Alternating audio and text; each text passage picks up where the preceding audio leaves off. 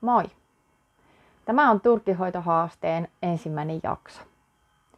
Tämä haaste on semmoinen videosarja, jossa tulee joka viikko uusi jakso. Ja ne tulee YouTubeen, missä ne on kuukauden ajan katsottavissa. Ja sinne tulee myös tuonne Oivaltava koiratieto, koiravideokirjastoon, jossa ne on toki sitten katsottavissa ihan jatkuvasti. Eli jos sinne liittyy jäseneksi, niin sitten niitä pääsee katsomaan. Mutta siis se, mistä tässä on kyse tässä koko haasteessa, niin nyt näitä videoita tosiaan tulee joka viikko tämän vuoden 2025 ajan.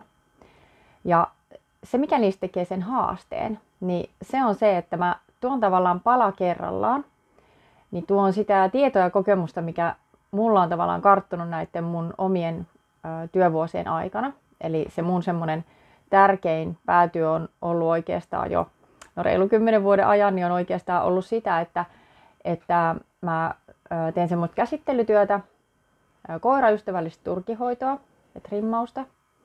Ja nimenomaan sellaisten pelkopotilaiden tai jotenkin muuten tämmöisten niin kuin haasteellisten tilanteiden kanssa teen hommia, että yritetään parantaa tavallaan sitä ihmisen ja koiran välistä yhteistyötä niissä trimmaus- ja turkkihoitotilanteissa. Mä oon oppinut hirvittävän paljon ja nimenomaan kokemuksen kautta ja toki ihan opiskeluissani on myöskin, että siellä on teoriapohjaa myöskin paljon, mutta mä oon opettanut tosi paljon etenkin ne erilaiset koirat ja ne erilaiset tilanteet. Ja nyt mä haluan sitten tuoda näissä videoissa, niin tavallaan viikko kerrallaan, niin mä haluan tuoda semmosia pieniä, helposti käsiteltävissä olevia palasia, että pääsee tavallaan miettimään, että auttaisiko ne jotain asiaa siellä omassa arjessa koiran kanssa. Ja toisaalta taas, jos sä oot sitten eläinalan ammattilainen, teet jotakin työtä eläinten kanssa, niin mä toivon, että tästä voisi olla sitten semmoista iloa ja sellaista hyötyä, saisi vähän syvempää tietoa, vähän ehkä uusia ajatuksia, uusia näkökulmia joihinkin asioihin, jotka sitten taas hyödyttäisi niin kuin monilla eri aloilla. Ja se ensimmäinen asia, mitä tässä niin kuin lähdetään käsittelemään ja mistä mä nyt ihan ekassa videossa haluan puhua, on käsittelyhaasteiden määrittely.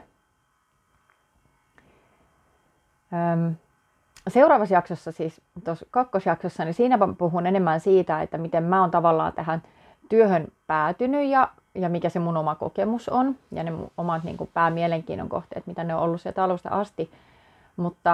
Mutta tosiaan niin mä haluan nyt ihan ensimmäisenä miettiä sitä teidän kanssa, että mitä ne käsittelyhaasteet on.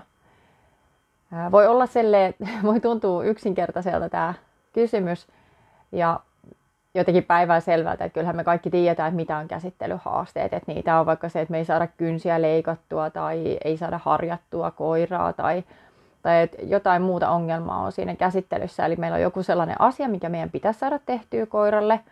Että se on jotenkin siihen hyvinvointiin liittyen äärimmäisen tärkeä juttu. Tai jollain tavalla vaikka siihen rodun trimmaukseen niin liittyy vahvasti, että meidän pitäisi saada joku asia tehtyä. Ja sitten se ei onnistukaan. Niin siinähän meillä tavallaan on sitten se käsittelyhaaste. Mutta se, miten mä ajattelen siitä nykyään, niin me voidaan määritellä se haaste eri tavoin. Me ihmiset ollaan kaikki erilaisia. Meille ylipäätään eri asiat on haasteita. Jollekin on hirveän paljon tutumpaa esimerkiksi vilkkaiden koirien käsittely ja jollekin taas voi olla semmoinen koiran rauhoittaminen ja tämmöinen tyynnyttäminen semmoisissa tilanteissa, missä koiraa pelottaa, niin voi olla hirveän luonnollista. Jollekin taas esimerkiksi trimmauksessa niin joku tietynlainen, vaikka saksilamuotoilu voi olla niin kuin tosi vahva osa-alue. Joillekin voi olla pienet koirat helppoja käsitellä, että niistä on kokemusta tai se tuntuu omalta. Joillekin se voi olla sitten isot koirat. Ja meillä on se meidän oma historia, mikä määrittelee sitten sitä että mitä me koetaan helpoksi ja mikä me taas koetaan tosi haasteelliseksi. Ja varmaan myös sen mukaan me sitten määritellään myöskin, että mikä on haaste. Ja nyt mä annan tässä yhden esimerkin, että mikä ehkä toivottavasti avaa teille sitä, että mitä mä tällä asialla niin kuin tarkoitan. Eli otetaan tämmöinen esimerkki kuin kynsien leikkuu, joka on semmoinen juttu, mikä meille kaikille koiran kanssa eläville niin on ihan arkipäivää ja se koskettaa meitä kaikkia. Että hyvin harvat koirat ei sitä kynnenleikkuuta tarvii. Että niille jotenkin kuluisi se niin kuin itsestään niin hyvin se kynsi.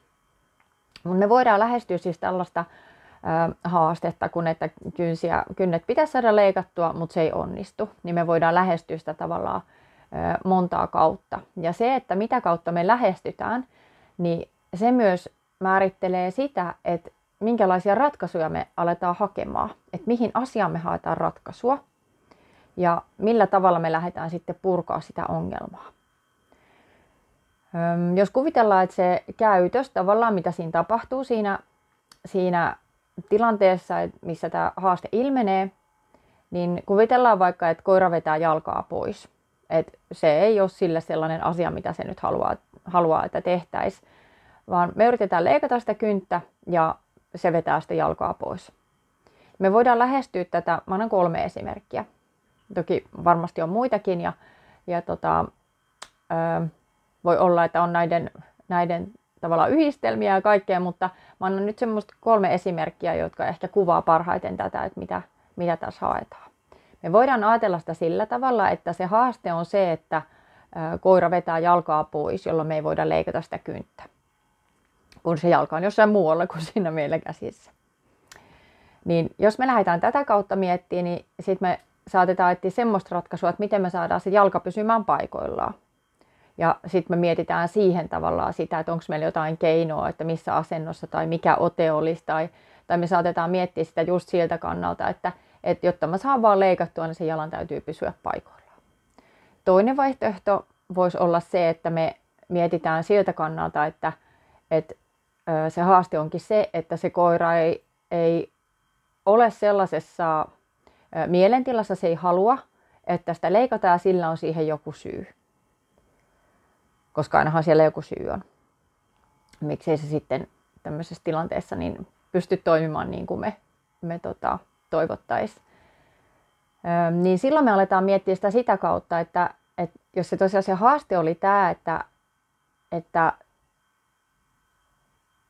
se koira ei halua olla siinä, ja se ei halua, että sitä tehdään, niin silloin me yritetään miettiä siihen ratkaisua, ja se onkin, että mitä me voidaan tehdä, jotta se haluaisikin olla, ja jotta se pystyisi luottaa ja pystyisi niin kuin tuntea sellaisen tunteen, että mä pystyn olemaan tässä ja ei ole mitään pelättävää. Niin tämä on toinen vaihtoehto. Sitten meillä olisi vielä vaikka 3. vaihtoehto, että sitten voidaan ajatella, että se haaste on se, että just minä en pysty leikkaamaan niitä siinä tilanteessa. Ja silloin se saatetaan ratkaista niin, että no kukas ne pystyy leikkaamaan. Eli oikeastaan me kaikki ihmiset ajatellaan näistä todennäköisesti aika eri tavalla. Ja se, mikä mun lähtökohta on ollut sieltä ihan kun mä aloitin, josta siis ensi jaksossa vähän tarkemmin, niin se on ollut se, että toi koira ei pysty tähän. Se ei pysty olemaan tässä tilanteessa. Ja mitä mä voin tehdä, että mä saan sen olemaan siinä niin, että mä pystyn turvallisesti leikkaamaan. Ja sitten kun mä harjoittelin vaikka kynsien leikkuuta vieraille koirille tai turkihoitoa tai mitä vaan, niin mä ajattelin, että eihän mä pystyn harjoittelemaan, jos se ei ole turvallista ja jos ei se koira pysty olemaan siinä. Ja jos me mietitään näiden eroja, että mikä on tavallaan jokaisen ratkaisuvaihtoehdon se seuraus, niin kun on kyse semmoisista asioista, joita meidän täytyy tehdä koiralle kuitenkin tosi usein, ja se on yksi tämmöisiä niin kuin tärkeimpiä hoitotoimenpiteitä, mitä pitää tehdä sen koiran hyvinvoinnin eteen, niin tästä varmaan kaikki on samaa mieltä, että olisi kaikista järkevintä tehdä se semmoisella tavalla, että se on oikeasti kestävä tapa. Se kannattelee paljon pidemmälle ja toki se on pidempi keino tavallaan päästä siihen tulokseen, mikä me halutaan. Ja tämä tämmöinen nopeampi ratkaisu vaikka, että miten me saadaan vaan se jalka pysyä paikoillaan, niin se taas on vähän niin kuin oikokeino, mutta ja se olisi niin kuin nopea ratkaisu. Ja siinä taas on sitten se haittapuoli, että jos me mietitään kaikkien hyötyjä ja haittoja, niin siinä on taas semmoinen haittapuoli, että jatkossa todennäköisesti, niin jos me joudutaan tekemään se niin, että se sen mielentila vaan pahenee ja se toteaa, että tämä ei todellakaan ollut niin kuin hyvä asia, niin silloinhan se ei varmastikaan halua nähdä meitä enää uudelleen sellaisessa tilanteessa. Ja kyllä siinä oikeasti voi käydä niin, että se menee vaan niin kuin pahemmaksi ja pahemmaksi se kynnenleikkuu kerta kerralta. Ja sitten voidaan olla siinä tilanteessa, että ainoa mikä auttaa on sitten se rauhoittaminen ja eläinlääkärissä sen kynnenleikkuun tekeminen. Eli sen takia minä kannatan tätä, että me ratkaistaan näitä haasteita sillä tavalla, että me oikeasti mietitään semmoinen niin kuin kestävä ratkaisu, joka kantaa kauas ja josta meille on oikeasti hyötyä ja sen koiraelämä on sitten sitä kautta helpompaa. Ja toki näitä voi ajatella niin monelta kantilta, että se on meille helpompaa, se on kaikki muukin käsittely on helpompaa ja ylipäätään niin kuin luottaminen ihmisiin on helpompaa. Et me voidaan miettiä se tälleen tosi laajasti, mutta nyt jos keskitytään, koska muissa videoissa tulee hirveän paljon lisää tietoa sitten näistä asioista, niin nyt jos keskitytään ihan vaan siihen, että miten me se haaste määritellään, niin nyt kun me näihin haasteisiin ollaan hankkimassa apua, niin mä toivon, että jos teillä esimerkiksi on nyt siellä joku tämmöinen käsittelyhaaste, niin te voitte miettiä sitä, että millä eri tavoin niin kuin olette tähän mennessä yrittänyt ratkaista niitä, ja voisiko sen nähdä jollain eri tavalla sen, että miten me lähdetään ratkaisua hakemaan. Se on, nykypäivänä on todella paljon tätä käsittelytietoa jaetaan ja semmoista, mä oon puhunut kanssa jo 17 vuotta tästä koiraystävällisestä käsittelystä ja turkihoidosta ja trimmauksesta. Ja on ihana nähdä, että nykyään sitä on tosi paljon muutenkin tuolla ihan trimmaatilla ja muualla, niin puhutaan oikeasti siitä paljon, että miten koiria käsitellään ja miten me saadaan ne viihtymään trimmissä ja totuttamisesta ja välineisiin opettamisesta ja tämmöisestä kaikesta me puhutaan paljon. Ja se on ihanaa. Se on niin sydäntä lämmittävää, että mun olisi vaikea kuvailla sitä, miten ihana se on nähdä. Mutta mä toivon, että tosiaan voidaan tavallaan vielä syvemmälle mennä niissä asioissa ja lähteä miettimään sitä, että näiden haasteiden ratkaisussa niin meillä on aina monia keinoja ja niillä on erilaisia seurauksia ja niillä on erilaisia aikatauluja, kuinka nopeasti ne auttaa.